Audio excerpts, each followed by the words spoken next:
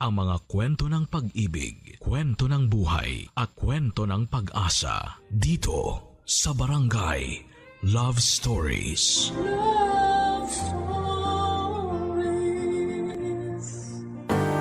May mga taong ayaw magbanat ng buto para kumita ng malinis na pera. Mga taong walang ibang kaya kundi ang dumepende sa iba. Ikaw, kabarangay, naranasan mo na bang manggamit ng iba? Dear Papa Dudut, ako nga pala si Paulo, 25 years old at isang proud sugar baby o baby boy ng mga matatandang babae o matrona. Madalas ay byuda ang mga target ko. At syempre required na may kaya sila sa buhay o maraming koneksyon para mapakinabangan ko. 19 years old ako noong nagsimula kong pakinabangan ang kagwapuhan at katawan ko.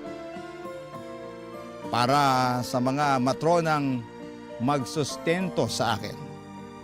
Come and go lamang din naman ang mga matronang ito, Papa Dudut.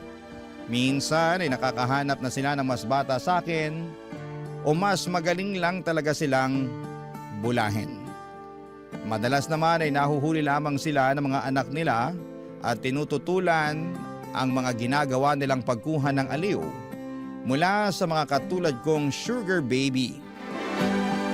Isa sa mga pinaka-loyal kong taga-sustento ang isa sa mga paborito kong matrona. Itago na lang po natin sa pangalang Marcia. 60 years old at kaedad lamang ng nanay ko. Sobrang galante ni Marcia. Lahat ng ituro ng nguso ko ay bibilhin niya.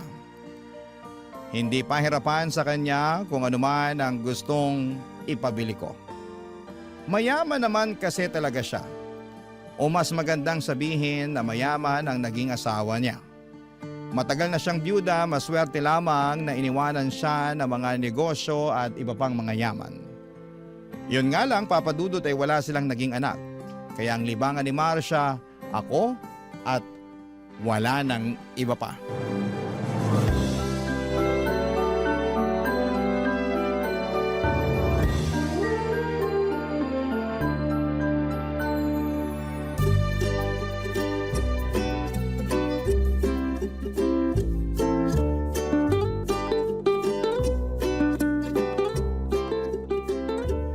Pau-pau ko.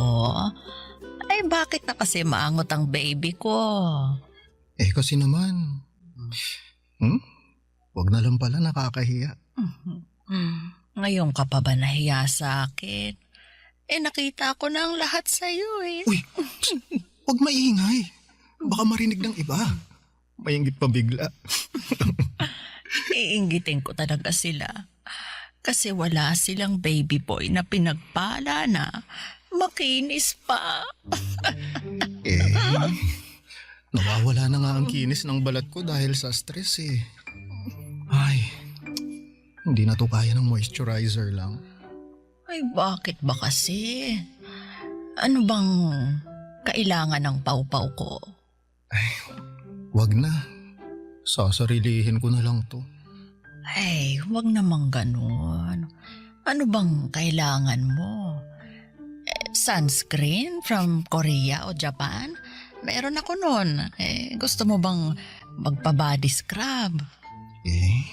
Hindi yan ang kailangan ko eh. Ano nga? Nai-stress kasi ako, baby. Paano ba naman? Malapit nang kumupas yung mga t-shirt ko, kakalaba. Wala na rin sa uso. Hirap na ako mamili ng isusuot kada aalis ako. Yan lang ba ang problema mo? After ng meeting ko mamaya, pagsha-shopping kita. Hindi dapat kumukupas ang damit ng baby ko. Kasalanan ko rin naman. Kasi palagi ako naglalaba. Hand wash pa. Nai-stress na naman ako bigla. Tingnan mo naman itong mga kamay ko. Hawakan mo. Ay, ang lambot naman ng kamay mo. Hindi na nga malambot ang mga kamay ko eh. Tingnan mo nga oh. Konti na lang kasing gaspang na ng talampakan ko yung mga palad ko. Dahil sa kakalaba ko to eh. Bakit kasi ikaw pa ang naglalaba? Bakit hindi mo na lang ipalaundry? Ako na lang ang magbabayad. Wala kasi akong tiwala sa mga laundry shop. Baka mamaya mapag-interesan pa nila ang mga damit ko. Alam mo namang puro branded tong damit ko. Oo, alam kong branded yan. Ako kaya ang bumili lahat ng mga damit mong yan. O diba? Kaya nga sayang kung nanakawin lang sa laundry shop. Kaya sana, ang gusto ko, bagong automatic washing machine. Yung meron na ring dryer para hindi na ako magpiga. Saka para tuyo na agad yung mga damit ko. Naku, iyan lang naman pala ang kailangan mo. Hindi mo na lang ako diniretso. O sige, bibigyan kita ng perang pambili niyan. Yun!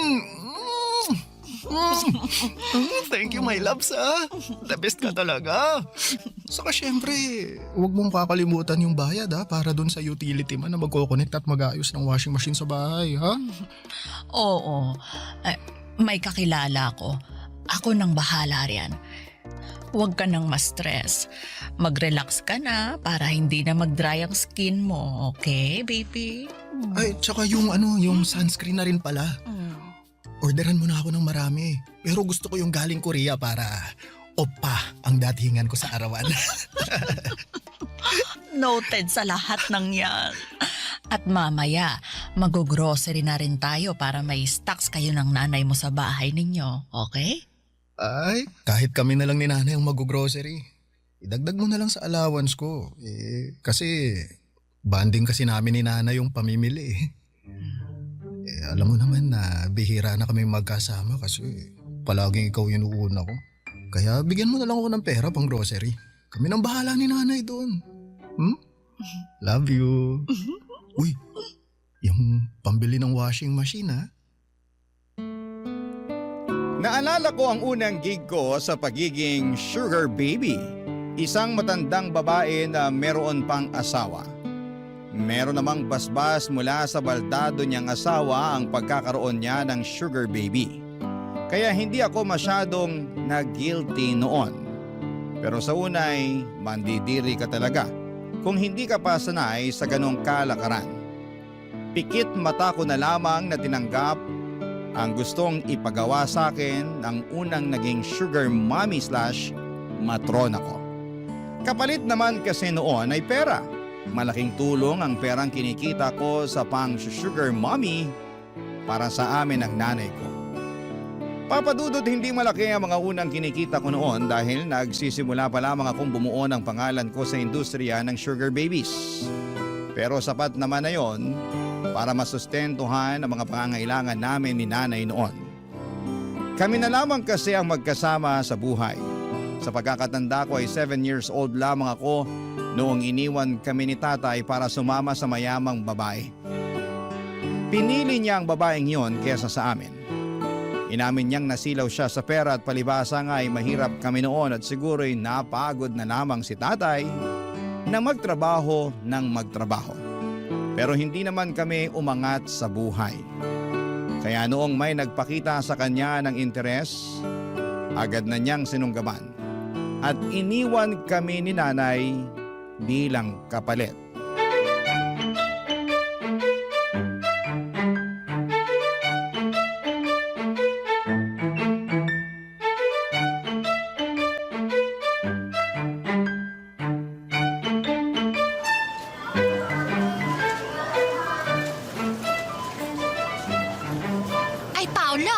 Bigla-bigla kang nag-ayang mag-grocery. Marami pa naman tayong stock sa bahay. Nay, balita ko kasi may bagyong parating kaya mabuti nang handa tayo. Ay, oo nga. Meron nga palang bagyong parating. Ilabas mo na lahat ng damit mong marumi mamaya pagka-uwi natin. Pati yung bedsheet mo, palitan na rin para maisama ko na sa labahan. Habang hindi pa nagtatago ang araw, mamadaliin ko ng paglalaba. Teka, relax ka lang, Nay. Hindi na natin kailangan ng araw para makapagpatuyo ng labada. Bakit? Ang ibig kong sabihin, bibilhan na kita ng automatic na washing machine. Ay, yung merong dryer? Yung hindi na kailangang bantayan palagi? Oo, bantayan na lang po natin yung bill ng kuryente kasi panigurado, tataas ang singil sa atin sa susunod. Ay, ayoko na pala niyan. Mataas palang konsumo sa kuryente. Talo tayo riyan. Hayaan mo na ako sa batsa at palo-palo. Kaya ko pa naman kahit mano-mano. Ay nako Nay, hindi ko naman nahahayaan na mas lalong gumaspang ang kamay nyo kakalaba. Kaya nga bibili na tayo ngayon ng washing machine para hindi na kayo mapapagod. Mahal ang singil sa kuryente ka mo. Walang problema ron Nay, kaya kong bayaran kahit umabot pa ng 10,000 ang kuryente natin kada 15 days. Sabi ko naman sa'yo, promoted ako sa trabaho ko, saka meron pa akong bonus kada buwan dahil marami akong naipapasok na kliyente sa office namin. Talaga ba anak? Naku, napakaswerte mo nga naman. Pero sana, makwentuhan mo ko tungkol dyan sa trabaho mo ha? Kasi nagtatanong sa akin ang mga tita mo. Wala naman akong masabi sa kanila kung anong trabaho mo tsaka kung bakit ganyang kalaki ang kinikita mo. Huwag na lang kasing magkwento sa kanila. Hindi naman nila kailangang malaman kung anong proseso sa trabaho ko Mahihirapan lang silang maintindihan kasi komplikado yung kalakaran dun sa office. Komplikado? Baka naman mamaya gumagawa ka ng illegal, ha? Nako, di bali na magkanda sugat-sugat ang kamay ko kakalaba. Huwag ka lang papasok sa mga pinagbabawal na trabaho. Nay, legal po ang trabaho ko, no? Kaya nga sa office ako pumapasok, di ba? Ano ba kasing klaseng trabaho yan? Kahit sa akin mo na lang ipaliwanag para maintindihan ko naman. Nay, hanggat maaari kasi kapag nasa labas na ako ng office, ayoko nang pinag-uusapan pa yung tungkol sa trabaho ko. Gusto ko lang mag-relax kapag kasama kayo. Kaya, alam nyo, bumili na tayo ng mga kailangan natin sa bahay. Tapos bumili na tayo ng washing machine, ha? Ay, anak, baka naman pwedeng maglambing ng sunscreen tsaka moisturizer. Kasi alam mo naman ang nanay mo. Nagkakaedad na. Kailangan ko ng panlaban sa katandaan. Nakita ko sa Facebook mainam daw ang sunscreen araw-araw. Ano ko, Nay? Merong regalo sa akin ng boss ko ng mga sunscreen galing Korea. Ay! Oo, bukas kukunin ko sa office. Yun yung gamitin mo para pwede ka nang humilera dun sa mga bida nung K-drama. Naku! Galing talagang Korea. Hmm. Ay, maiinggit lalo sa akin ang mga kapitbahay natin pag nakita nilang kulay Koreana na ako. Mas lalo pa silang maiinggit kapag pinakinis pa kita lalo. Ay, paano mo naman ako mapapakinis, nak? Naku, Nay, magpapa-facial ka twice a month. Hindi lang yan, ha? Ako na rin ang bahala sa Glutadrip tsaka sa body scrub. Papatayin natin sa inggit yung mga kapitbahay natin na yan.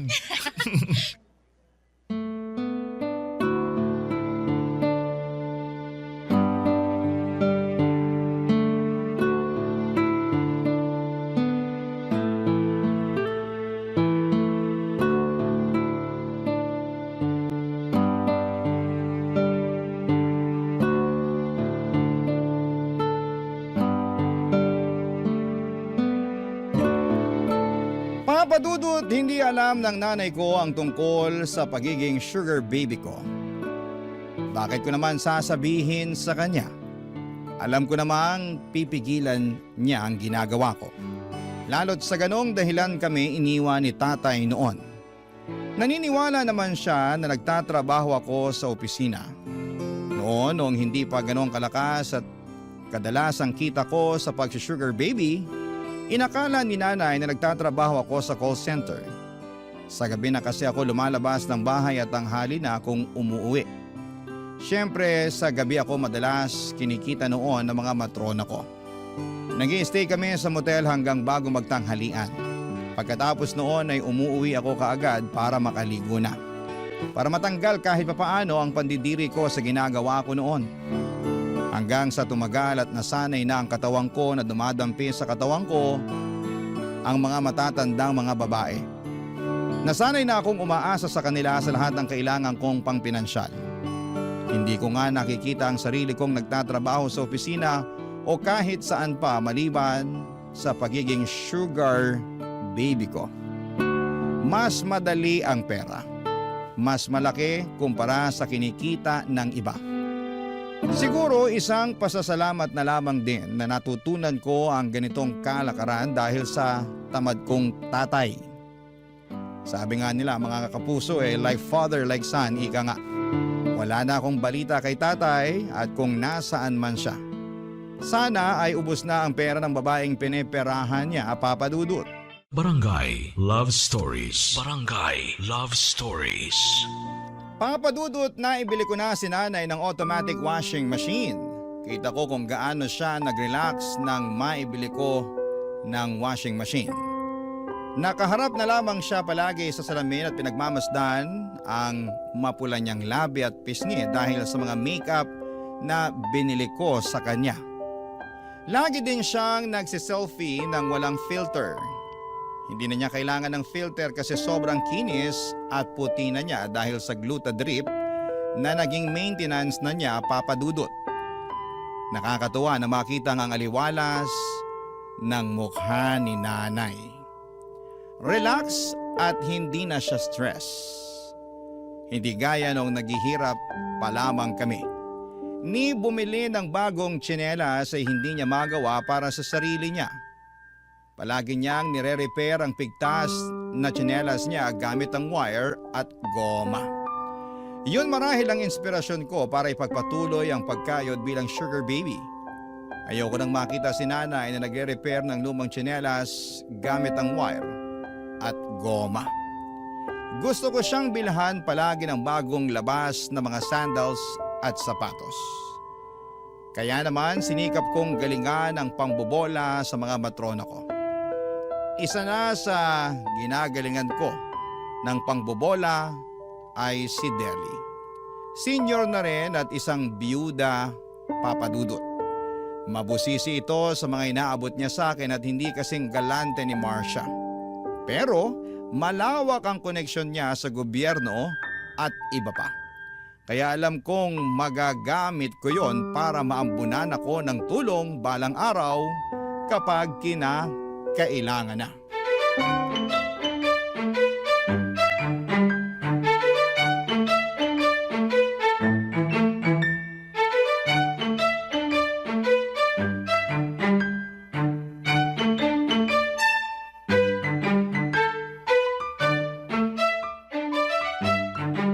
Deli, matagal ka pa ba riyan?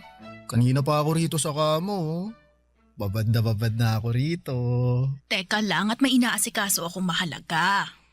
Gusto mo ba lumabas na lang muna ako dito sa hotel para hindi ka maistorbo? Nakakapagtrabaho naman ako kahit nandyan ka. Diyan ka na lang sa kama.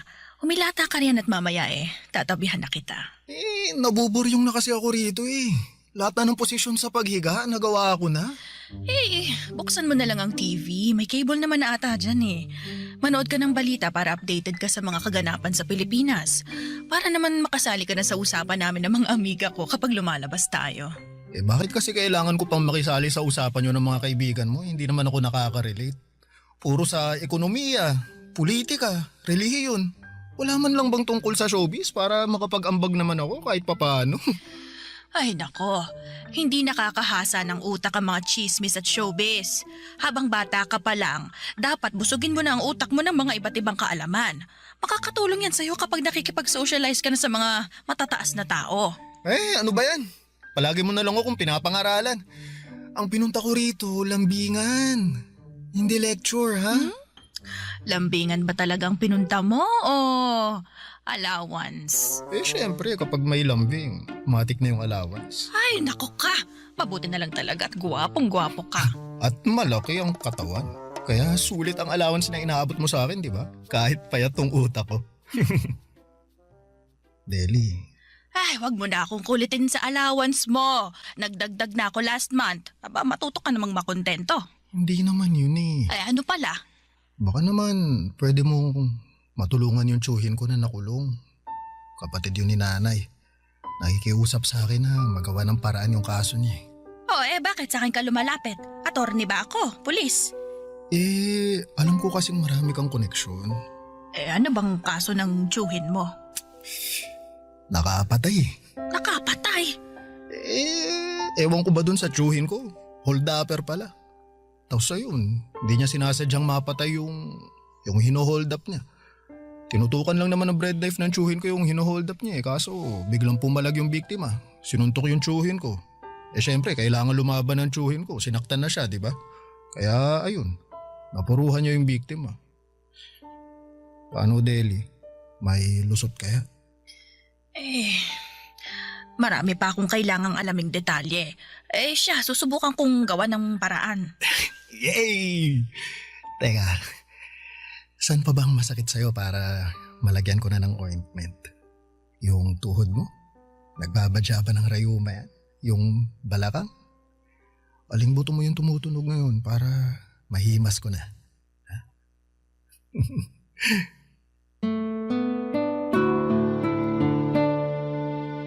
Sa pagmasahe ko noon kay Deli ay bigla kong naalala si nanay. Naalala ko noong nagsimula kaming dalawa na lamang ang magkasama. Laging nasa labas si nanay para rumakit sa palengke. Tagabuhat siya ng mga prutas at gulay tuwing madaling araw. Tagahugas ng mga gulay sa tanghali, sa gabi naman ay tagawalis ng kalsada. Alanganing oras na ang uwi niya at pansin ko kung paano siyang paika-ika kung lumakad dahil sa sakit ng katawan. Kaya lagi akong may katabing ointment noon para pagkabukas pa lamang ni nanay ng pinto ay sinasalubong ko na siya ng ngiti at ino-offera na agad ng masahe. Doon ko nakikita kung paanong ngumingiti si nanay sa akin, Papa Dudut. Para bang nawawala bigla ang pagod niya. Parang sa isang iglap ay lahat ng pananakit ng tuhod, kamay, likod at balakang niya ay nawawala ng bigla. Bata pa lamang ako ay natuto na akong magmasahe. Kaya naman nagamit ko yon sa mga teacher ko pagkatapos ng klase. Nagpapamasahe sila at syempre may bayad po yon. Inuuwi ko kaagad kay nanay para may pandagdag sa pambili ng ulam. Hanggang sa pagbibinata, nagamit ko ang pagmamasahe ko para kumita. Sa pagmamasahe ko nga sa isang pinagbabawal na spa, ay nakilala ko ang unang naging sugar mommy ko. Nagustuhan nila ang hagod ko at hinahanap-hanap nila yon. Papa Dudut.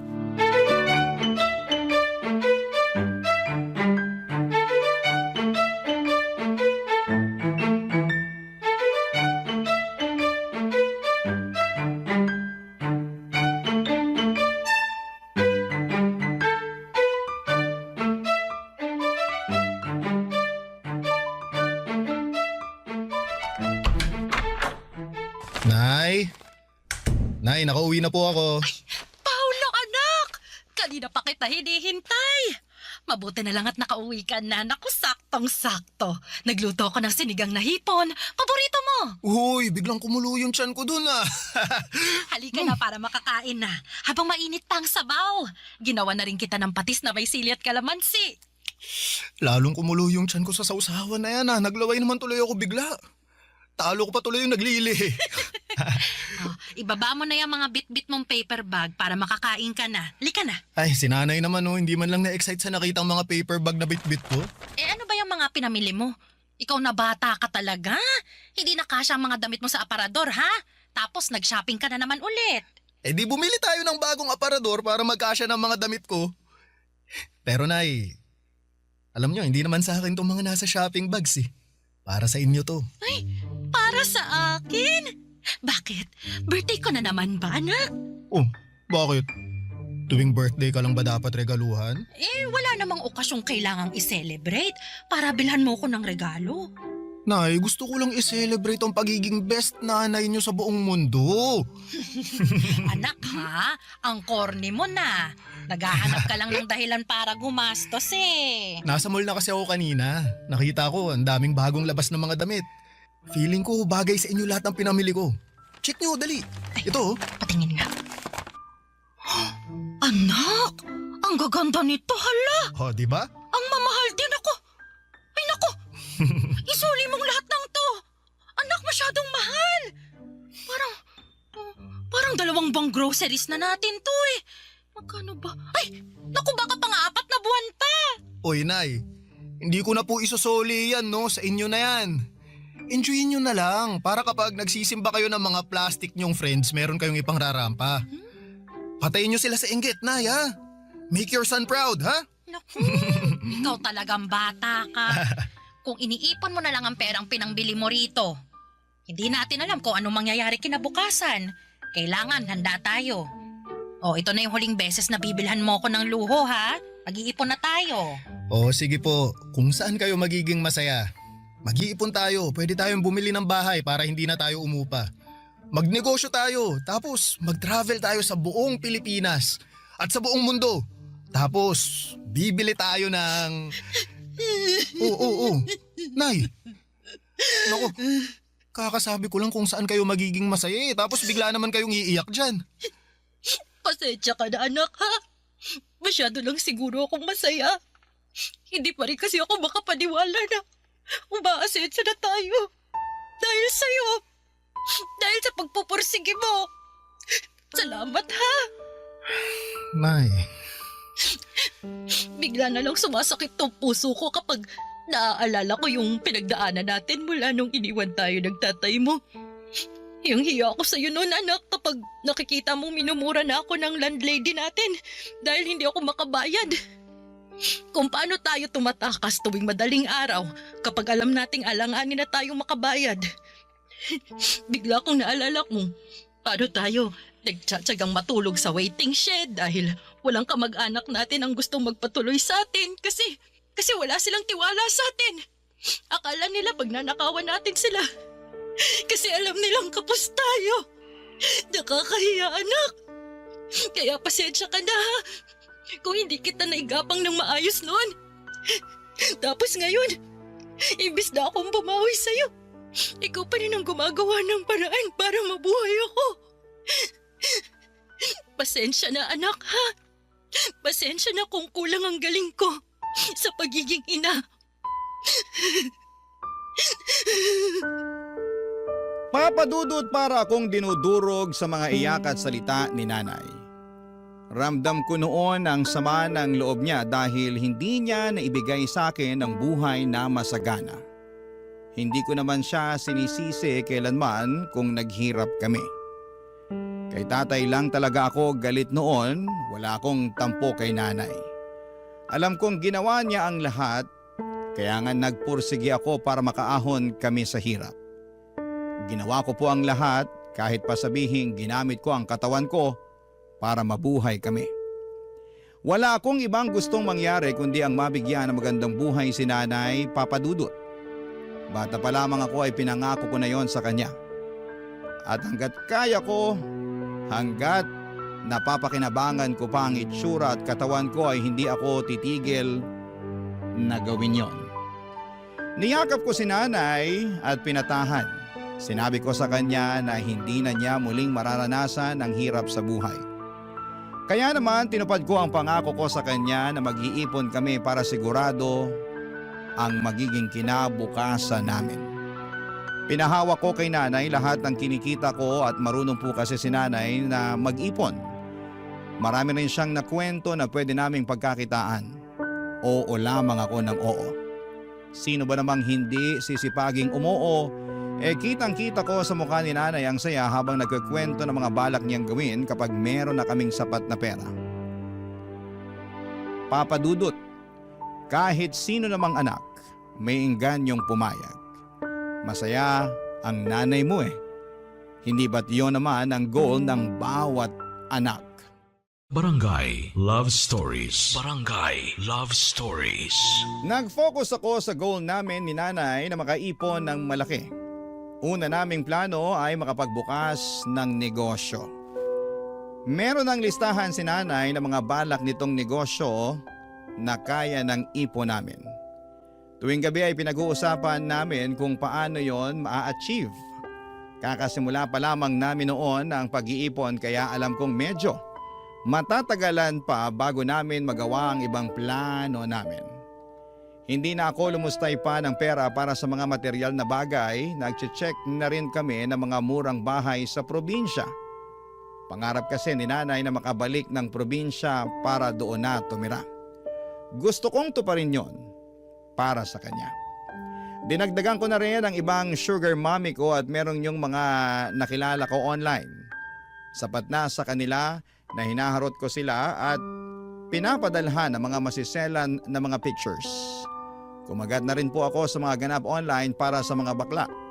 Nagpapadala din po ako ng mga pictures na masiselan sa kanila. At dahil doon ay mas nadagdagan pa ang kinikita ko.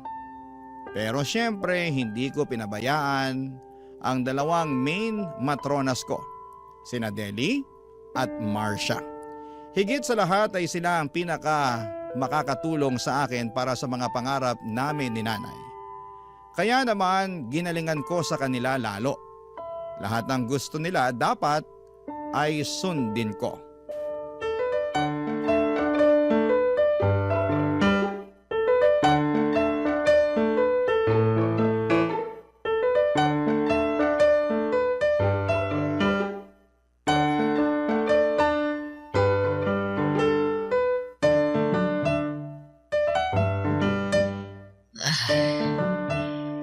Paulo, tumawag ka nga ulit sa reception ng buwisit na motel na to.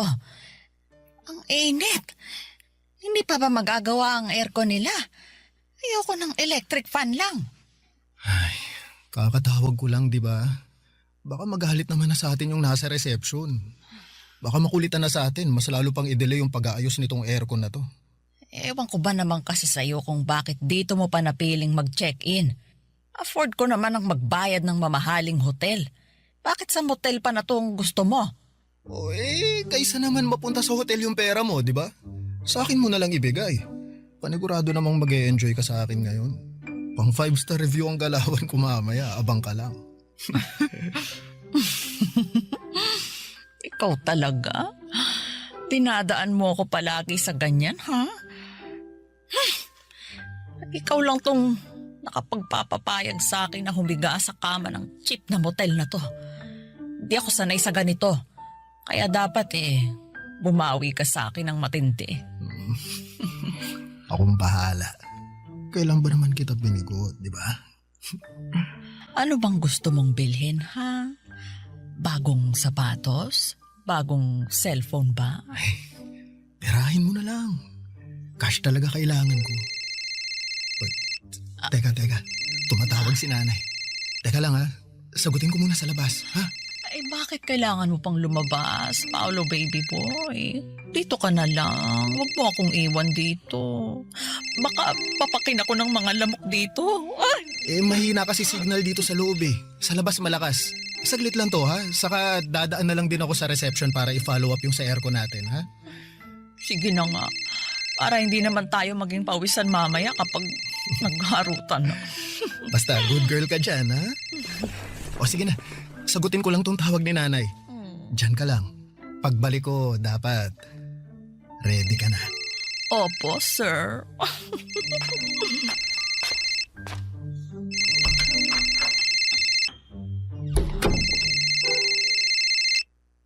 Hello, Belly?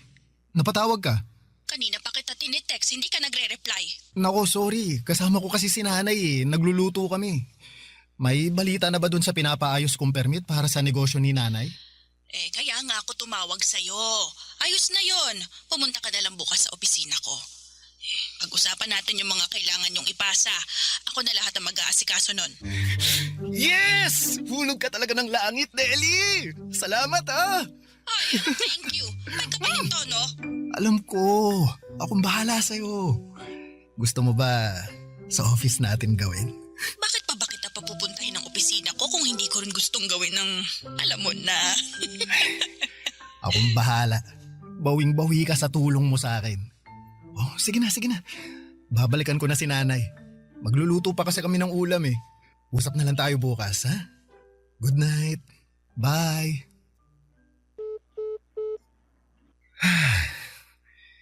Ibang klase talaga si Deli. Daming tulong sa akin. Pero teka, unahin ko muna tong si Marcia. Marcia? Ready ka na ba? Eto na ako.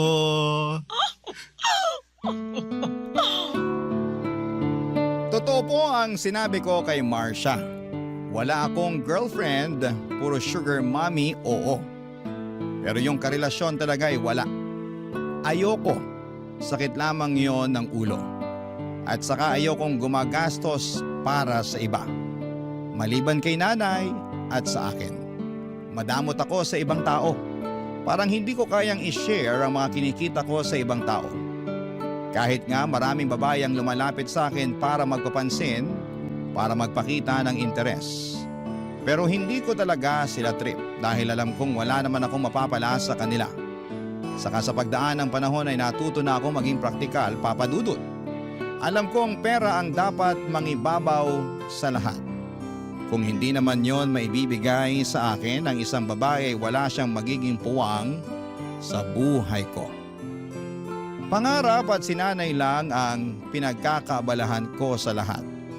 Sa pagdaan pa ng mga buwan sa tulong ng mga sugar mommy ko ay malaki nga ang naipon namin ni nanay.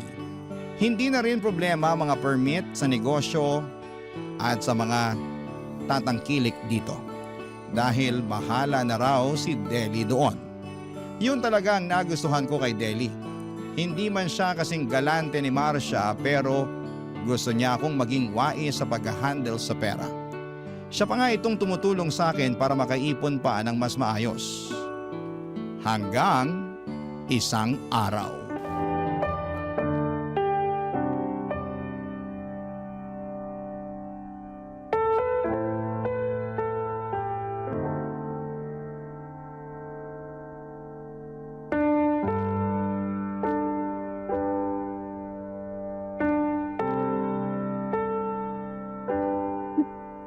Oh, Nay. Nay, okay lang po kayo? Anak! Nay, ano bang nangyayari? May masakit ba sa inyo? Bakit? May namatay po ba? Anak! Huwag kang magagalit, ha? Kinakabahan naman ako sa inyo, Nay. Ano po ba yun? Sabihin niyo na. Anak! May boyfriend ako. Boyfriend? O ano ngayon? Hindi ka ba nabigla? Nako, Nay. Bakit pa ako mabibigla? Pinaganda nga kita ng pinaganda, di ba? Dextrose mo na ang glutat, puro ka makeup. Bakit pa ako mabibigla na nakabingwit ka ng boyfriend? Kayo naman, no? Yan ba ang sa tingin mo, ikagagalit ko? Walang problema sa akin kung may boyfriend ka na, Nay. Matagal na rin naman nung iniwan tayo ni tatay, Deserve niyong magkaroon ng bagong lalaki na magmamahal sa inyo. Mas bata siya sa akin, Paolo. Halos kaidaran mo. Sugar mommy daw niya ako. Ano? Sugar mommy? Ikaw, Nay? Iyon bang sinusustentuhan ko kapalit Oo, Nay. Oo, alam kong ibig sabihin nun. Bakit? Saan? Sino? Pinakilala lang naman sa akin ng isang kazumba ko. Uso naman daw, tsaka sayang. Nay, ano? Nalulungkot ako Naiinggit ako doon sa iba, meron silang kasama. Kaya ayun, pumatol ako. Nag-aabot ako, kaya lang, napasobra yung pagmamahal ko sa kanya, kaya binigay ko lahat. Ano? Nay, anong ibig niyo sabihin dyan? Huwag niyo sabihin... Kung iniisip mo, binigay ko sa kanya lahat ng ipon natin. Hindi ka nagkakamali. Tama ka. Nay! Naawa kasi ako sa kanya, anak. Sabi niya, kailangan ng pang-ospital ng tatay niya kasi may cancer daw. Kaya nagbigay ako. Konti lang naman. Kailangan lang daw ng pang-dextrose. Tapos sumunod, yung nanay naman daw niya yung may cancer. Di nagbigay ulit ako. Tapos sumunod, yung kapatid naman niya yung may cancer. Ganun ba? Oo. Nasa lahi raw nila, kaya minigay ko lahat ng ipon natin para gumaling silang lahat. Nay, bakit naniwala ka sa ganun? Kasi sabi niya babayaran naman daw niya ako Sa tingin ninyo, babayaran niya talaga yun? Hindi. Kasi binlock niya na ako sa lahat ng social media niya, pati yung sa cellphone number niya. Hindi ko na rin alam kung saan siya nakatira talaga kasi hindi naman pala totoo yung binigay niyang address sa akin. Anak, huwag ka magalit sa akin ha, please. Paano hindi ako magagalit? Pinaghirapan ko lahat ng inaabot ko sa inyo. Tapos malalaman ko, binigay nyo lang pala sa ibang tao? Ang lakas ng loob yung problemahin ang problema niya pero hindi nyo inisip yung naging paghihirap ko. Anak! Mamaya na tayo mag-usap, Nay. Baka magdilim pa yung paningin ko Aalis muna ako. Uuwi na lang ako. Pagkaya ko na kayong harapin ulit.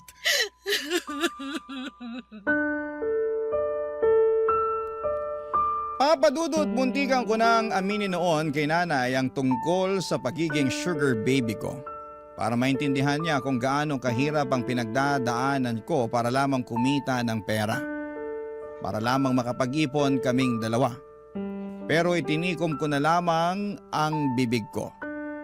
Masyado nang maraming nangyari at baka mas lalo pang sumama ang loob ni nanay kapag nalaman niya ang katotohanan. Nagpatuloy ako sa aking buhay at kinausap si Deli para humingi ng tulong para makahanap ng paraan na matunton ang sugar baby ng nanay ko. Para lamang mabawi ko naman kahit kalahati sana ng pera na ibinigay ni nanay sa kanya. Naging malabo na rin na mahanap namin dahil si nanay mismo ay ayaw nang makaharapa ang lalaking yon.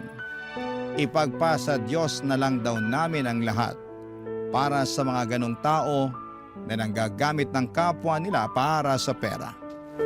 Bigla naman akong kinabahan dahil tulad ng lalaking yon ay namimera din ako ng iba. Pinabayaan ko na nga lang din, Papa Dudut. Siguro'y yun na rin ang karma ko dahil sa mga pinerahan kong matatanda. Pero hindi naman ibig sabihin ay hihinto na ako sa kalakaran. Ang pagiging sugar baby lang ang alam kong paraan para mabuhay kami ni nanay at makabawi ulit. Papadudot, nagpatuloy ako sa ganong buhay. Nagsimula ulit kaming mag-ipon. Ang mahalaga na lamang sa ngayon ay natuto na si nanay at nangako na siyang hindi na ulit magpapahulog sa isang sugar baby o baby boy. Maraming pong salamat sa pagbasa ng aking liham. Ang inyong kapuso at kabarangay forever, Paulo. Ano ang masasabi mo sa ating Barangay Love Stories today? Aabangan namin yan sa aming comment section. Ang mga kwento ng pag-ibig, kwento ng buhay at kwento ng pag-asa dito sa Barangay Love Stories. Love Stories.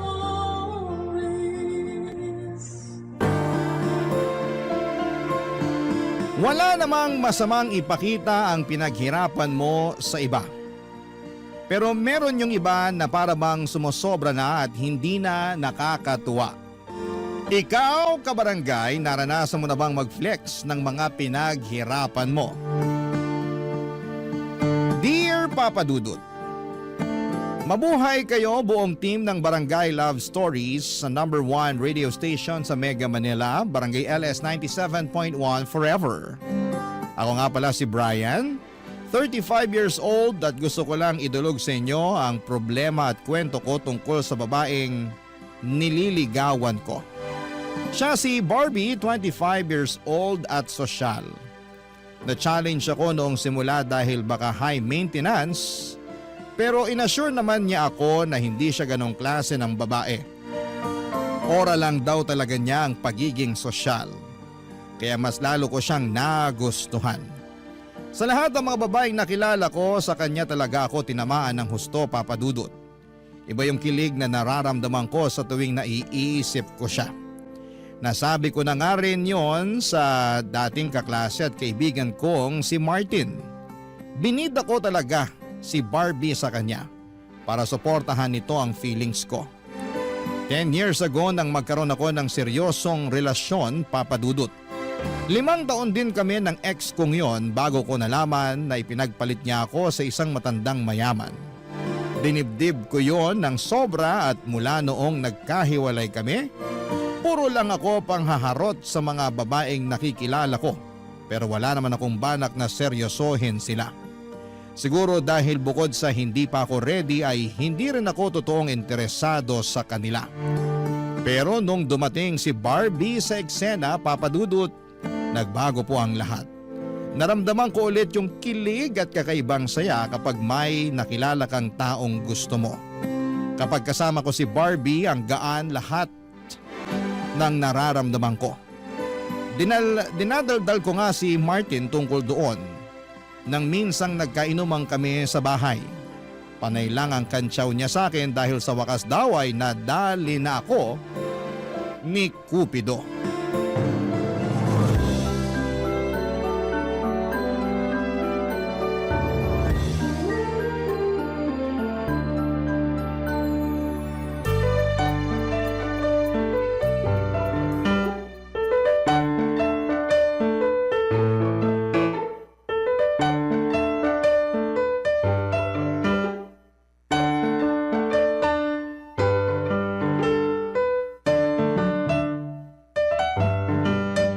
Himala talaga na bigla kang nagpainom ah. Huwag mo nang punahin. Baka mausog at hindi na ito maulit. Iba talaga kapag in love. Handang gumastos, makapagyabang lang sa kaibigan. Hayaan mo na ako. Ngayon na nga lang tumibok tong puso ko eh. Ang corny mo, pre. Bakit ganyan ka na? Nabetsin ka ata ng sisig eh. Awat ka na sa pulutan ha. Sobra ka ha. Inaya nga kita mag-inuman para masuporta mo tong nararamdaman ko tapos panaybasag ka naman dyan. O sige na, magkwento ka na dali. Basta o-order pa ako ng sisig ha. Akong bahala sa lahat ng gastos ngayon. Basta makinig ka lang kasi ang saya ko talaga. Parang nahanap ko na si Dawan eh. Nakaw, delikado tayo ah. Ganyan na ganyan din linyahan ko kay Marie Chris dati. Pero nasan kami ngayon? Ayun, binlock na namin sa Facebook ang isa't isa. Huwag mo naman akong takutin. Bakit? Kabado 20 ka na? Sinisira mo moment ko eh. Biro lang. O sige na, naniniwala na akong siya yung Dawan mo. Ano nga ulit pangalan niya? Barbie. Wow! Pangalan pa lang parang ang ganda na. Parang Barbie Fortesa ba ang datingan? Sa kinis at kasimplihan. Oo pre. Tapos yung kaseksihan parang si Julian San Jose. Pangkalendaryo. Jackpot ka na dyan, pre. Huwag mo nang pakawalan. Hindi ko na talaga papakawalan. Alam mo nang matagal din akong broken sa ex ko eh. Kaya nga natutuwa ako na may nakilala ka na ulit eh. Pero sigurado ako, hindi ka na naman magpapakita sa akin kasi puro kay Barbie na yung oras mo. Hindi ako ganun ha. Anong hindi? Nung kayo nung ex mo nun, ni Anino mo, hirap hagilapin eh. Tapos nung nag-break kayo, lagi mo akong kinukulit. Tsaka ka lang nakakaalala kapag single at miserable ka eh. Huwag ka mag-alala. Kahit maging kami ni Barbie, hindi na tayo magagaya tulad ng dati. Magkakaroon pa rin ako ng time sa'yo. Kinilabutan ako pre. Parang bromance ah. Parang kabit mo ako, parang yun yung tunog. Ano ba yan? Panira ka talaga kahit kailan. Pero hindi ka pa pala sinasagot ng Barbie mo? Okay lang naman sa akin. Hindi naman ako nagmamadali. Ayos lang sa akin to para mas makilala pa namin ang isa't isa. Mabuti yan, pero dapat wag rin masyadong mabagal, ha? Kasi baka mamaya masalisiyan ka pa. Tapos yung mga kasabayan mo, itsurang Raver Cruz, tas may pa-abs na mala David Licauco. Yari tayo. Teka, paano mo nalaman na may abs si David Licauco? Siyempre, nakafollow ako sa kanya sa Facebook. Top fan nga niya ako kasi pinupusuan ko lahat ng pictures niya. Hindi ko pinalalampas. Abado ako sa'yo ha. Kala ko babaeng hanap mo. Si David Licauco pala. Gumaganti ka sa pangaasar ha. Kaya tinan mo, makakabawi ako sa'yo, umanda ka. Pero pre, seryoso na to. Masaya ako para sa'yo. At sana si Barbie na nga talaga. Kasawa ka kasing makita na palipat-lipat ng babae. Talo mo pa mga bubuyog. Alam mo di magtatagal, magwewelga na sila. Talo mo pa sila sa pag-ikot sa mga bulaklak eh. Hindi na ako lilibot sa ibang bulaklak. Si Barbie, sapat na. Basta tandaan mo rin pre, kapag broken ka kay Barbie, pwede mo akong ayahin uminom. Basta libre mo lahat, lalo na yung sisig. Loko, hindi ako mabobroken kay Barbie. Itaga mo yan sa abs ni David Licauco. Nagkantsawan pa kaming muli ni Martin at saka pinagpatuloy ang masayang inuman. Kung saan na napadpad ang usapan namin. Pero hindi matanggal sa isipan ko si Barbie, Papa Dudut. Kahit magkausap kami ni Martin ay panayang sulyap ko sa cellphone ko. Magka-chat kasi kami ni Barbie at hinayaan naman ako ni Martin kahit alam niyang wala sa inuman ng focus namin. Panay na lang din ang kantsaw niya sa akin dahil hindi ko na raw matanggal ang ngiti ko habang kausap si Barbie. Paano ko ba naman kasi gagawin yun ay punong-puno ng kilig ang dibdib ko? Iba talaga si Barbie. Kahit sa ex ko noon ay hindi ko yon naramdaman. Feeling ko talaga si Barbie na ang the one. Nakadagdag din kasi na masipag siyang mag-reply sa panghaharot ko sa kanya. Kaya mas ginanahan ako, Papa Dudut. Nakilala ko si Barbie sa isang kasal ng katrabaho ko. Mabuti na nga lang at pumunta ako. Hindi sana ako pupunta dahil masyado akong bitter. Ayokong makakita ng mga taong masasaya dahil in love sila. Pinilit ako ng katrabaho ko na umattend dahil may ipapakilala raw siya. Noong una pumayag ako kasi naisip ko na isang panibagong babae ang haharutin pero hindi bibigyan ng commitment. Pero nagkamali ako, Papa Dudut, dahil nung pinakilala na si Barbie sa akin, hindi lang harot ang gusto kong mangyari sa amin. Gusto kong magseryosohan na kaming dalawa. Buong gabi kaming dalawa lang ang magkausap. Napansin na ngayon ng lahat kaya kinansyawan kaming dalawa. Wala kaming pakialam noon, Papa Dudut. Masyado kaming masaya para intindihin ang pang-aasar ng ibang tao.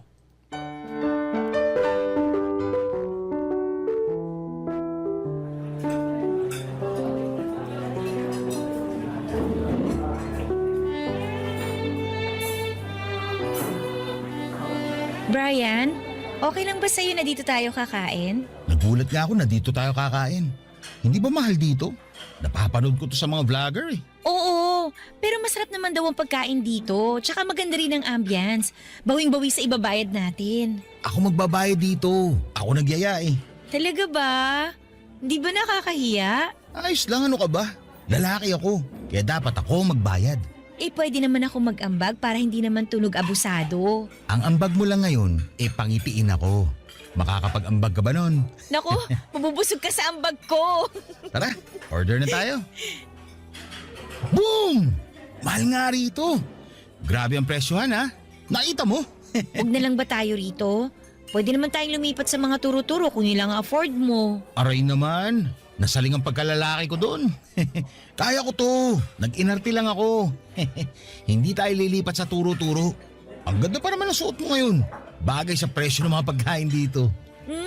Salamat ha. Pinaghandaan ko talaga tong date natin kaya nagmaganda ako. Kala ko nga nasobrahan ako eh. Wala nang masosobra pa kaysa sa presyo ng kanin nila rito. Grabe! Talagang 120 ang isang order ng plain rice na mayroong celery sa ibabaw? Parang masama talaga ang loob mo na kakain tayo rito, no? Huwag na lang kaya nating ituloy to. Ako na tong nahihiya eh. Uy, ikaw naman. Nagbibiro lang ako. Hindi tayo aalis. Kaya ko magbayad dito. Umorder ka lang dyan. Akong bahala. Okay lang ba kung umorder ako ng steak? Magkano bang steak nila dito? 2.5 lang naman yung pinakamura. 2.5? Pinakamura pa yun. Bill ko na yung sa kuryente na isang buwan na. Okay, ganito na lang. Ako na magbabayad sa steak tapos ikaw na magbayad sa plain rice mo. Alam mo, kanina mo pa pasimple sinusugatan ng pride ko eh. Pero okay lang yan kasi type talaga kita eh. Kaya kahit 5K pa yung steak na yan, babayaran ko pa rin yan. Kahit maputulan na kami ng kuryente sa katapusan. Ikaw talaga puro kabiro. Uy, seryoso ako ha. Mukhang mapuputulan kami ng kuryente sa katapusan kapag umabot tayo ng 5K dito. Alam mo, hindi ko na talaga alam kung seryoso ka na o nagbibiro ka pa. Isa lang ang dahilan ng pagsiseryoso ko. Ano yun? Ikaw. Kaya huwag mong bibiruin tong feelings ko para sa'yo ha. Kasi pag nasaktan ako, seryoso to. Ayoko na ulit magmahal. Bakit ang corny mo? Corny naman talaga ang tao kapag nagmamahal, di ba? Che! Ano, order na tayo?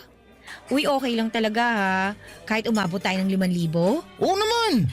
Kung talagang love language mo ang steak, sige, ibibili kita kahit 10,000 pa yan. Brian? Ano yun? Mamaya pag dumating yung mga order natin, picturean mo ako kasama yun ha. Dapat kita rin yung logo ng restaurant na to para alam nila kung saan tayo kumain. Okay lang ba? Huwag mo na itatapon yung resibo ha, kasi sasama ko yan sa Imamay Day ko. Huwag mong lukutin para naman hindi nakakahiya sa makaka-view. Tara, order na tayo. Papa Dudut, hindi ko naman minamasama ang gustong mangyari ni Barbie. Ano lang ba naman yung picturean ko siya kasama ang mga maalaginto na presyong steak na gusto niyang orderin. Kahit isama pa niya ang resibo ng kabilang table ay wala ring problema sa akin. Ganoon naman kasi ang uso lalo na para sa mga Gen Z. Kailangang i-flex ang good moments. Natuwa lang din ako na siguro i-consider ni Barbie na good moment yung date namin. Noong dumating na nga yung mga order namin ay panay ang picture ko sa kanya. Lahat ng anggulo na gusto niya. Nahirapan pa akong isama pati yung logo ng restaurant kasi nga medyo malayo yon sa amin. Pero nagawan pa rin namin yon ng paraan. Kumukulo na ang sikmura ko pero hindi pa kami tapos magpicturan. Medyo lumamig na yung mga in-order naming steak at hindi na tuloy nakakatuwang kainin. Pero ayos lang kasi nakita ko naman ang saya ni Barbie. Priceless moment na yon sa akin. Panay ang check niya sa mga pictures na kuha ko sa kanya, Papa Dudut. Halos hindi na nga rin niya ako kausapin dahil nakatutok na siya sa cellphone niya. Pinost na pala niya kaagad pagkatapos niyang lagyan ng mga tamang filter ang pictures. Hinayaan ko pa rin siya kahit gusto ko na sanang makipagkwentuhan sa kanya. Ang dami ko pa namang baong kwento sa kanya tungkol sa sarili ko. Pero mukhang mas interesado siya sa mga pangpupuso ng mga friend niya sa Facebook. Nakafeel ako ng lungkot ng gabing yon. Dahil hindi man lang kami masyadong nakapag-bonding, Papa Dudut. Tapos mahigit 5,000 piso pa ang ginastos ko. Sa madaling sabi, parang luging investment yon sa akin. Pero ayos lang kasi nakita ko namang masaya si Barbie. Barangay Love Stories. Barangay Love Stories. May kaya naman ako sa buhay, mga kabarangay. Hindi ko lang kasi yon pinagsasabi sa iba dahil pakiramdam ko ay hindi naman kailangan. Galing ako sa mayamang angkan sa Batangas. Naambunan na rin ako syempre ng yaman pero gumawa pa rin ako ng sarili kong daan para mapatunayan ang sarili ko. Hindi ko inasa sa pamilya ko ang ikakaunlad ko, Papa Dudut. Proud ako sa sarili kong pagod at tiyaga ko ang nagtulak sa akin sa maayos na buhay. Madalas akong mailang kapag binabati ng mga kakilala ko ang yaman ng pamilya ko. Ayokong umakto na parang may ambag ako roon. Oo, at swerte akong napunta ako sa pamilyang hindi problemado sa pera.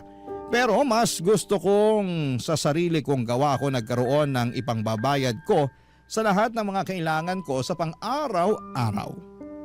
Magkaiba naman kami ni Barbie. Hindi siya lumaki sa mayamang pamilya, pero nagsumikap din naman siya tulad ko. Hindi nga lang din talaga ganun kalaki ang kanyang sahod. Napansin ko na mahilig siyang bumili ng mga magagarang gamit at kumain sa mga mamahaling restaurant. Doon talaga kami nagkaiba. Mas trip ko kasi yung mga simple lang na gamit at nakakabusog na kainan kahit na hindi ito kamahalan. Pansin ko kasi na puro branded ang gamit ni Barbie. Nung una inakala kong mayaman talaga siya pero nalaman ko na galing siya sa hirap at kahit papaano ay nakakaraos naman. Pinaliwanag niya sa akin, Papa Dudut, na mahilig lang talaga siya sa mga mamahaling gamit dahil nawawala raw ang stress niya sa buhay kapag nakakabili ng mga yon. Ang importante naman daw ay wala siyang natatapakang tao sa mga hiling niya at hindi pa naman daw siya nababaon sa utang. Hindi man ako komportable sa naging sagot niya pero tinanggap ko yon. Kaya lang ay parang na-turn off ako minsan nang mag-date kami sa isang luxury mall. May ginawa siya at hindi ko yon nagustuhan.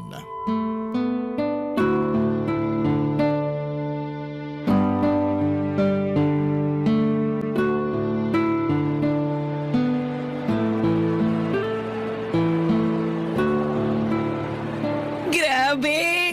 Ang bango talaga ng mga sala na mall, no? Ibang-iba sa mga mall na pangmasa. Ang lakas makayaman. Bihira ako pumunta rito kasi ang mamahal nga ng mga benta. Nakakatakot silipin yung price tag. Buti na lang at napapayag kita na dito mag-date. Na-experience ko rin sa wakas makapasok dito. Basta kung saan ka magiging masaya, dun tayo. Alam mo naman na yun. Nako, baka sa simula ka lang ganyan ha. Baka kapag sinagot na kita, hindi na kita mapasunod. Kahit gumawa pa tayo ng kasulatan na magiging under ako sa'yo habang buhay. Ikaw talaga. Pag ako sinumpong baka totohanin ko yan. Sige ka. Uy, Brian! Ano yun? Tingnan mo tong bag na to.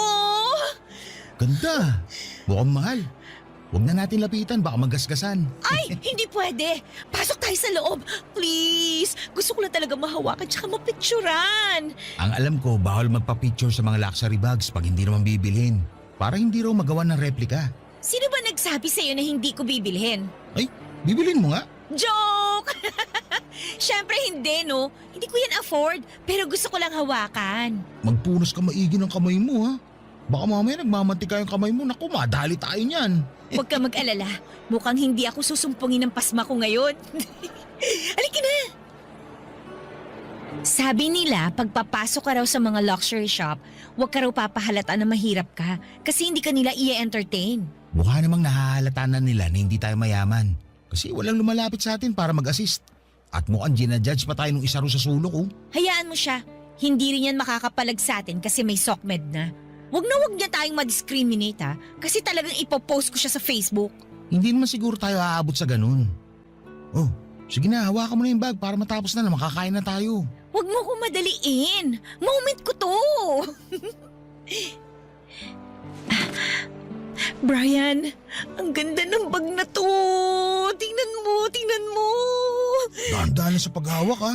Kasi tinitignan na nila tayo eh. Ayan, mukhang papalapit na yung isa. Huwag ka kasing kabahan. Harangan mo ko saglit. Harangan? Bakit? Para hindi nila makita na pipicturean ko tong bag. Bawal ngang picturean yan. Kaya nga simple tayo, di ba? Harangan mo ko dali bago sila makalapit. Sige, pero dalian mo ha. Ayan, nakadalawang picture na ako. Okay na to, tara na. Mabuti pa nga. May picture na ako, hawak yung pangarap kong bag. Ay, grabe yung kaba ko dun ha. Buti, nakalabas na tayo bago nila tayo usasain. Wala na akong pakialam sa kanila, no? Basta masaya ako na meron na akong ipopost mamaya sa Facebook ko. Ipopost mo talaga? Eh, hindi mo naman binili ah. Kahit na, kunwari na lang na nabili ko na. Di naman nila malalaman yun.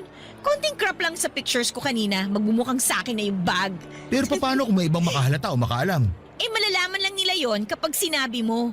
Kaya itiko mo lang yung bibig mo ha. Atin-atin lang to. Okay? Nagmadali na nga kaming lumayo sa pwesto namin yon para makahanap na kami ng pwedeng maupuan. Panay na kasi ang pangungulit ni Barbie na maupo na kami para ma-edit at ma-post na niya ang pictures na kuha niya kasama ang pangarap niyang bag. Napunta kami sa isang Chinese restaurant. Mas ipopost kesa umorder. Ako na tuloy ang nahiya sa waiter na pabalik-balik para ma-check kung may orders na kami. Ang tagal din bago niya na-edit ang mga pictures.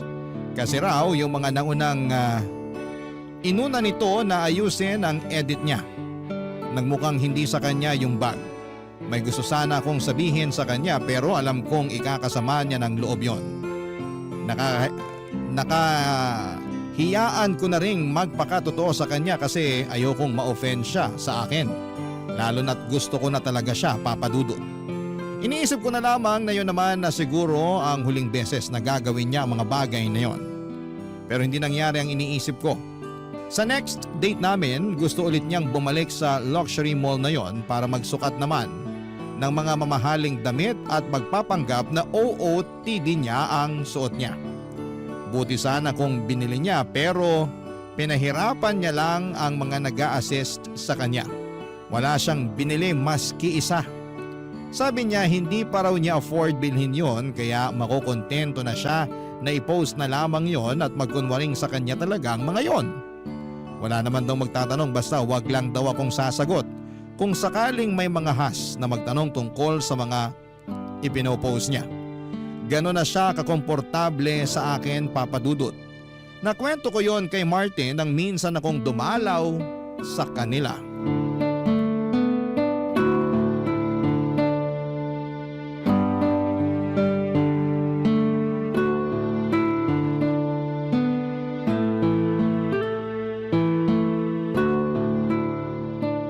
Ayos talaga pag in love ka eh, no? Napapadalas yung pagdalaw mo sa akin, tas bukod pa ron, panay ang libre mo ng alak. Huwag sana kayo magkaroon ng problema ni Barbie para tuloy-tuloy itong biyayang natatanggap ko sa'yo. Paano kung sabihin ko sa'yo may problema kami ni Barbie? Ha? Ang bilis naman. Broken ka na ba agad sa kanya? Red flag ba? Hindi ako broken sa kanya, pero red flag siya. Lahat naman ng tao may tinatagong red flag na iwinawagayway lang kapag komportable na sila. Yun nga eh. Masyado na siya naging komportable sa akin. Kaya hindi na siya nagatubili na iwagayway yung red flag niya. Ano ba kasing nangyari? Niloko ka ba niya? Nanlalaki ba? Binastos ka ba niya? Parehong hindi. Huwag mo na akong pahirapang manghula, pre. Anak ka naman ng tipaklong eh. Hindi naman masyadong mahal tong painom mo para stressin mo ko kakahula sa problema mo kay Barbie. Grabe to. Nagiging red flag ka talaga pagdating sa alak, no? Eh ano nga kasing nangyari? Social climber siya. Ha? Paano mo nasabi? Mahilig siya mag-post sa Facebook ng mga mahal na gamit. Uso naman yan ngayon. Basta galing sa pinaghirapan mo, wala namang problema. I-flex mo lang. Yun na nga ang problema. Kasi hindi naman niya gamit yung finiflex niya. Andun pa sa mall naka-display yung gamit. Tapos magpipicture siya. at ipopost siya sa Facebook na kunwari gamit niya yun. Baka naman nagbibiro lang siya. Alam mo naman mga kabataan ngayon. Hindi, iba yung kaso ni Barbie. Siya pa mismo nagsasabi sa akin na huwag ko ipagsabi sa iba na ginagawa niya yun. Kami lang daw dapat ang makaalam. Diyan ka naman red flag, pre. Kasi sinabi mo sa akin. Sinabi niya palang huwag mo ipaalam sa iba. Alam mo bagay kayo, parehong mapula mga watawat nyo. Iwagay-way mo pa yung iyo. Seryoso na kasi Martin. Kilala mo naman ako. Ayoko sa mga social climber. Wala naman siyang nasasaktang ibang tao sa ginagawa niya. Hindi naman niya ninanakaw yung mga yun. Picture lang naman. Hindi ba't parang pagnanakaw na yung ginagawa niya? Parang inangkin niya yung isang bagay na hindi naman sa kanya. Inuwi ba niya? Hindi naman, di ba? Ulitin ko picture lang yun. Wag mo masyadong palakihin yung issue. Hindi naman na sana lalaki tong issue, kaya lang paulit-ulit na nangyayari. Ako na iniiyak kada may pinopost siya na mamahaling restaurant at mga gamit. Minsan nga, may fine dining restaurant kaming nadaanan. Sabi niya, picturean ko daw siya doon. Kunwari kakatapos lang namin kumain. Itatag daw niya ako. Pero sumunod ka naman. Oo, kahit ayoko. Ay, parang ako na iniiyak sa ginagawa niya. Minsan nga, nasita kami doon sa jewelry shop na pinuntahan namin. Gusto niyo magpicture habang suot yung kwintas. Nag-request siya na picture ako siya doon sa store. Doon daw sa area na hindi halatang jewelry shop. Para daw hindi mapansin na doon lang namin kinunan yung picture. Sinubukan namin maghanap ng pwesto. Tapos akala tuloy ng staff, itatakbo namin yung kwintas. Ang nangyari, pinahubad kay Barbie yung kwintas tapos pinaalis kami. Gusto pa sana niya i-post sa Facebook yung insidente para mabash daw sila pero pinigilan ko lang. Tinakot ko siya. Sinabi ko kapag ipopost niya yun, malalaman ng friends niya sa Facebook na fake lahat ang ina-upload niya. Ayun, kumalma bigla. O anong balak mo ngayon? Parang gusto ko nang tumigil sa panliligaw. Pero kapag naiisip ko yun, nahihirapan ako. Malamang, gusto mo na Ano ba sa tingin mo pwede kong gawin ngayon? Siguro hayaan mo na muna. Basta wala naman siyang natatapakang tao, ayos pa rin yun. Ano bang mas pipiliin mo? Low-key at simpleng babae pero cheater naman? O yung ma-flex sa mga mamahaling gamit na babae pero mukhang loyal? Pili ka, pre. Natahimik ako sa sinabi ni Martin, Papa Dudut. Imbes na maging klaro, mas naguluhan ang feelings ko para kay Barbie. May point din naman kasi si Martin pero hindi niya maintindihan ang nararamdaman ko. Nag-change topic na lamang kami para hindi na ako ma-stress kakaisip sa kanya. Maayos naman kasi talaga si Barbie. Sa akin lang siya nagpapaligaw at alam kong loyal na siya sa akin. Ni minsan kahit may gwapong dumaan sa harapan namin ay hindi niya yon pinapansin dahil nakafocus siya sa akin. Ibang kilig na nararamdaman ko sa tuwing ginagawa niya yon. Malambing din siya at maunawain sa mga maliliit na kapalpakan ko. Hindi rin siya tinotoyo. Saka syempre, ang laking bonus na maganda siya at sexy. Ano pa bang mahihiling ko, hindi ba? Kaya lang, nadali niya kasi ang pinakaayaw ko sa isang tao. Yung pagiging social climber. Marami akong inalis sa buhay ko ng mga taong ganito. Lalo na yung mga hindi na nga afford ang marangyang lifestyle pero pinipilit pa rin para lamang may maipagyabang sa ibang tao. Nakakalungkot lang makakita ng mga ganito, Papa Dudut, at mas lalo lang akong nalungkot dahil kabilang si Barbie sa kanila. Gustuhin ko mang iwasang makita ang pagiging social climber niya pero hindi ko magawa. Paano ba naman kasi? Kade-date namin sa kaka-date namin, mas lantaran niyang ipinakita ang pagiging social climber niya. In-overthink ko tuloy na baka gamitin niya ang pera ko para lamang magmukha siyang sosyal at angat sa iba. Parang hindi ko masisikmura yon, Papa Dudut. Parang hindi ko kakayanin. Barangay Love Stories. Barangay Love Stories. Kinaya ko pa ba ang pagiging social climber ni Barbie? Oo, sinubukan ko pa rin. Nagkunwari na lamang ako na okay lang at lagi ko na lang iniisip ang good sides niya kapag nati-turn off na ako sa mga ipinapakita niyang pagiging social climber. Minsan nga ay gusto niyang manood kami ng sine pero dapat daw doon sa mga reclining chair para magmukhang premium at maisip agad ang mga tao na hindi regular na sinihan ang pinasukan namin.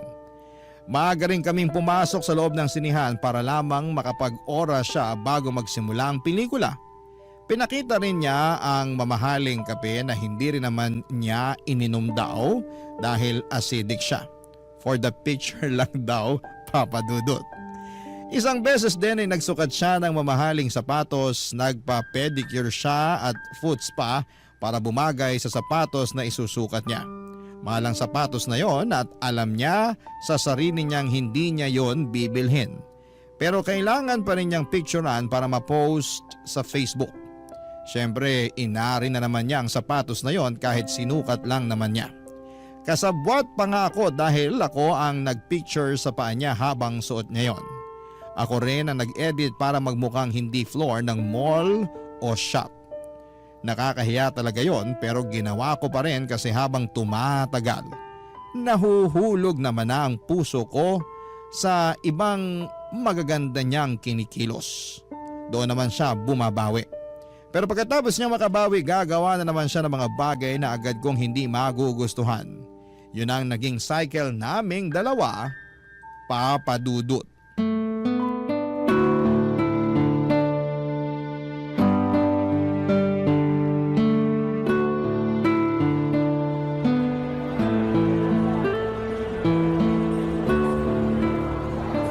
Napagod yung pa akong umaura, ha?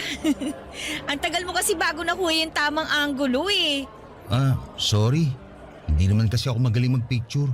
Sayo ko lang naman to ginagawa. Eh dapat masanay ka na. Kasi kapag tayo na, ikaw na ang official photographer ko. Siguro, kaya mo naman ang gawin yung mag-isa. Hanga nga ako sa galing mo magpicture eh. Huwag mo na ako idamay dyan. Hindi pwede, no? Kailangan pa rin kita. Para makarelate ka na rin sa mga boyfriend na taga-picture ng maaarte nilang girlfriend. Ay, hindi na ako makapaghintay na maging official na tayo. Bakit kasi hindi mo pa ako sagutin ngayon? Oy, may lakad ka ba? Ba't nagmamadali ka? Ikaw kaya nagsabi na hindi ka na makapaghintay na maging official tayo. Wait lang kasi. Sure naman na sasagutin kita balang araw eh. Pero ngayon, wait lang muna. Bakit? Tetestingin mo pa ba ako? Hindi naman.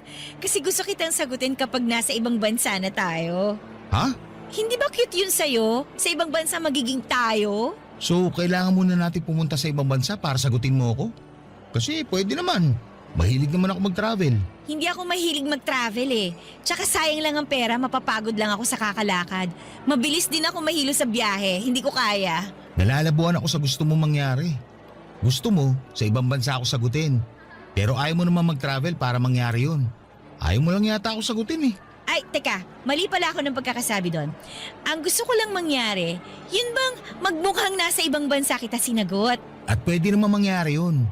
Anytime, pwede ako mag-leave sa trabaho para lang matupad na yan. Hindi mo naman naintindihan eh. Ay, nako. Hindi mo na kailangan gawin yan. Hindi na tayo gagastos ng mahal. Meron akong mas praktikal na alam. Mas praktikal? Paano?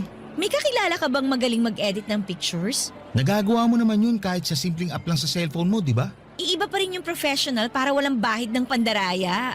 Anong ibig mong sabihin? Pwede na kitang sagutin anytime. Basta may mahahanap kang mag-edit ng picture natin na kunwari nasa Korea tayo. Yung tipong nasa ilalim tayo ng cherry blossoms. Yung bang nakasuot tayo ng puffer jackets. Yung ramdam na ramdam ko tuloy yung lamig. Yung ganon. Eh bakit hindi na lang tayo pumunta ng Korea para totoo na? Ako nang bahala sa gastos para lang ma-experience mo rin yun. Eh sabi ko naman sa'yo, hindi ako mahilig mag-travel. Uunahin ko na lang ibili ng gamit kaysa ipang bakasyon ko, no? So yun talaga ang gusto mo? Magaling mag-edit? Kuha-kuha mo talagang idea ko. Ay, para may ma-post ka sa Facebook, tama ba? Oo, grabe. Iba na talaga ang connection nating dalawa. Gets na gets mo na yung gusto ko. Pero sa panahon ngayon, kahit gaano kagaling yung nag-edit, mahalata pa rin. Marami nang magagaling na mga mata ngayon. Mahirap na kapag nagkabukingan. Nakakahiya. Hindi yan. Marami akong friends sa Facebook na alam agad kapag edited ang picture o hindi. E di i-hide natin sa kanila. Basta yun lang naman yung gusto ko eh. I-edit tayo sa iba't ibang lugar sa Korea. Gusto ko yung mga sikat na tourist spot doon ha. Tsaka kung pwedeng mag-edit na may kasama tayong sikat na artista sa Korea. Di ba? Kunwari kasama natin nagsasamgyupsal. Perfect yun, di ba? Perfect yun! Parang hindi ako sigurado kung gusto ko yan. Alam ko na bibigla ka pa lang ngayon. Pero mamaya pagka-uwi mo, marirealize mo na maganda yung idea ko. At least, hindi ka nagagastos pang travel natin, di ba? Kailangan lang nating magpanggap. Hindi ako makapaniwala sa sinabi ni Barbie, Papa Dudut. Pero inintindi at inunawa ko pa rin. Siguro'y ganun lang talaga siya, baka may nangyari sa kanya noon kaya naging social climber siya. Sinubukan pa rin niya akong kumbinsihin tungkol sa ideya niya. Umuo na lamang ako para tumigil na siya. Pero ayoko talaga. Buong gabi na magkasama kami at wala siyang ibang bukang bibig kundi ang matuloy ang plano niya. Hindi pa rin ako nagsasalita tungkol doon. Nagtampo tuloy siya dahil nahalata niyang naiinis na ako. Nagpahatid na siya sa bahay at hindi niya ako tinext o chinat man lang. Nalungkot ako kaya minessage ko siya at sinabing payag na ako sa gusto niya. Naghanap talaga ako ng magaling mag-edit ng picture para magmukhang nasa Korea kami. Nagbayad ako ng malaki para lamang magawa yon. Natuwa si Barbie nang makita mga picture na inedit. Doon na niya ako sinagot. Pinost ni Barbie ang pictures namin at hindi ko yon inaccept sa timeline ko nang itag niya ako. Andun pa rin kasi ang hiya ko.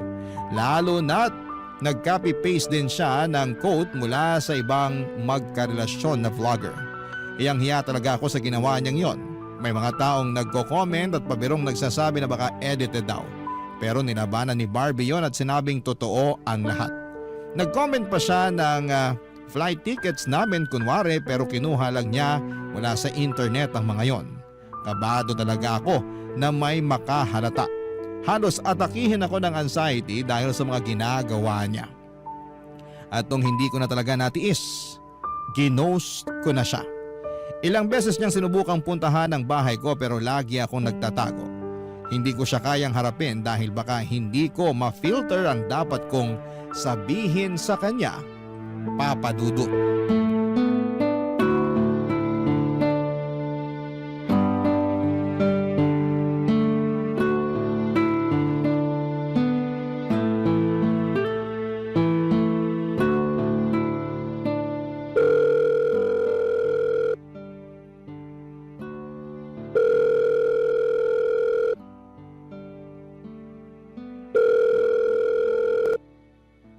Hello, Martin, saan ka? Siya tayo? alas 10 pa lang ng umaga, pre. Okay na yan. Mag-almusal ka na tapos punta mo na ako dito sa bahay. Ako nang bahala sa lahat. Ano bang nangyayari sa'yo? Bakit ang aga-aga, alak agad ang bungad mo? Teka, naghiwalay na ba kayo ni Barbie? Paano mo nalaman? Lahat ng taong broke nag-aayang uminom sa umaga. Bakit kayo naghiwalay? Kasasagot niya lang sa'yo, di ba? Walang formal breakup. Ginost ko na lang siya. Uy, mali naman yan. Kaya pumapangit tingin sa atin ng mga kababaihan dahil sa mga ganyang gawain eh. Kasalanan naman kasi ni Barbie. Kahit pa kasalanan niya, pre. Dapat tapusin mo pa rin ng maayos para hindi na umasa yung tao. Papahirapan mo pa siya eh. Bigyan mo na agad ng closure. Napasaya ka rin naman niya kahit papano. Baka kasi kapag magkaharap kami, hindi ko makayanan. Baka bigla akong maging marupok. Alam mo naman na siya ang kahinaan ko ngayon. Bakit ba kasi nakipaghiwalay ka? Ang saya niyo pa naman tingnan dun sa mga picture niyo sa Korea. Ang laki ng ginastos mo ron tapos maghihiwalay rin pala kayo. Ay, yan na nga eh. Hindi naman talaga kami pumunta ng Korea. Edited lang yung mga picture. Gusto niya lang palabasin na galing kami dun. Si Barbie may pakana nun. Bumayag lang ako para mapasaya siya. Pero hindi talaga ako komportable kaya... Kaya mo siya ginost. Ay, mali ba talaga ako? Naiintindihan naman kita, pre. Mga bata pa lang tayo. Lagi mo nang sinasabi na ayaw mo sa mga social climber. Kaya lang, mas maganda kung sasabihin mo na lang sa kanya yung dahilan para magkaroon din siya ng closure. Ang hirap na may nasasaktan tayong tao. Ay, tama ka. Sige, pass muna sa inuman ngayon. Tatawagan ko lang si Barbie. Basta tuloy pa rin yung inuman, pre. Ano man maging resulta ng pag-uusap niyo ni Barbie, ha? Pero parang awa mo naman, pre. Mamayang gabi na natin i-schedule. Huwag ganito, tirik na tirik yung araw, oh. O sige, ako nang bahala mamaya. Bye. Kahit ayoko pero sige, tawagan na kita para magkali naman na.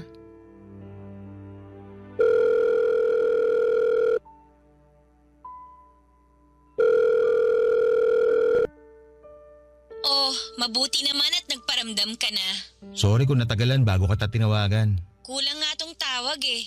Kailangan mo magpakita ng personal sa akin. Ano ba kasing nangyari? May problema ba tayo? Meron. Eh di sabihin mo sa akin para alam ko. Hindi yung bigla ka nalang nawawala. Talo mo pang babaeng may toyo? Barbie, gusto ko lang mag-sorry kung hindi ako nagparamdam sa'yo ng ilang araw. Eh ano ba kasing dahilan? Bakit hindi ka nalang bigla nagparamdam? Kasi ayoko na. Anong ayaw mo na? Bala ko talaga na i-ghost ka eh. Para hindi na ako mahirapan na sabihin sa'yo yung totoo. Kasi alam ko masasaktan ka. Pero hindi naman tama na gawin ko yun sa'yo. Kaya tumawag ako para formal na makipag-iwalay. Ang galing mo rin no?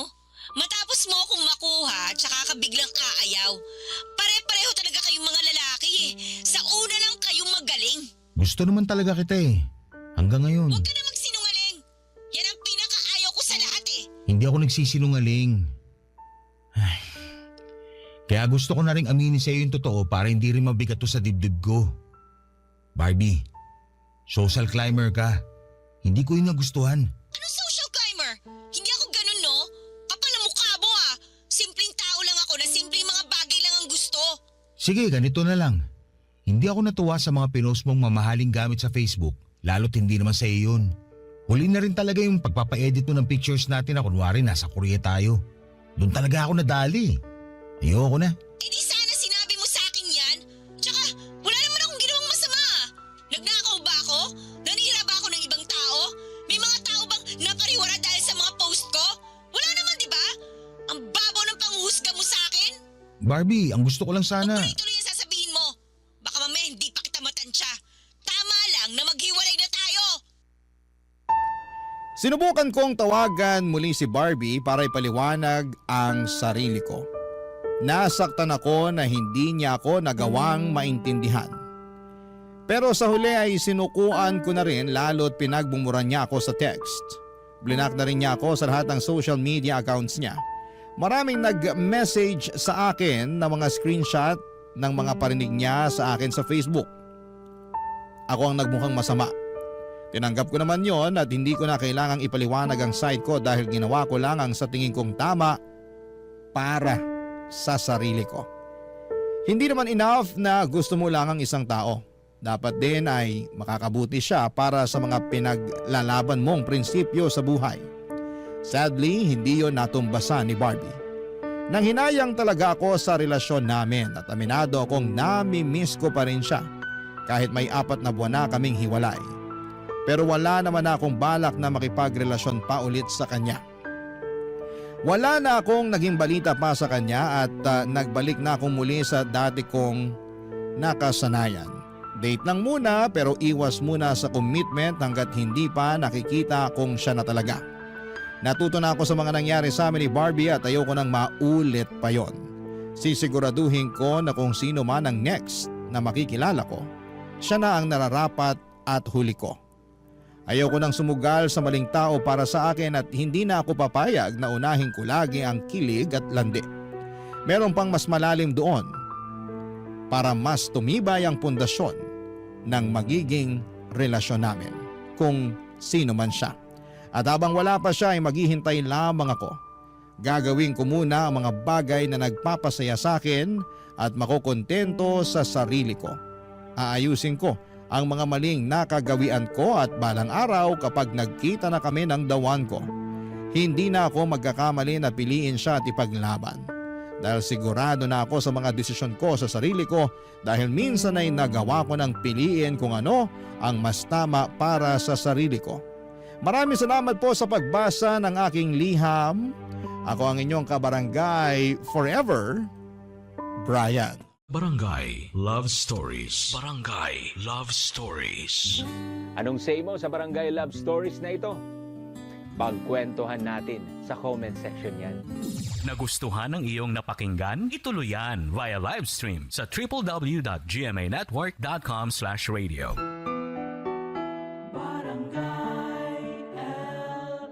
In Mega Manila, 97.1.